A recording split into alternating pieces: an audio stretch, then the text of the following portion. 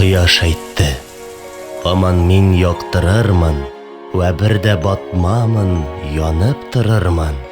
Диде яңгыр да: «Һәр көнне явармын, кара җирне юешләр, елгалармын.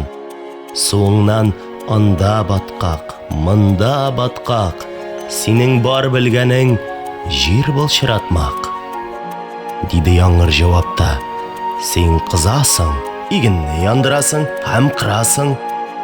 Диде: «Мин бит җимешләрне пешергән, нурымнан җанлы, җансыз файда күргән». Кояш яңгыр белән күп кычкырышкач,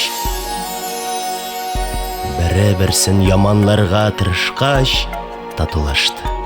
Килештеләр ахырда, бу көннән сүз көрәштермәскә бердә. Кояш, яңгыр әле бу көнгә чаклы бозып эш кылмыйлар бу иттифакны.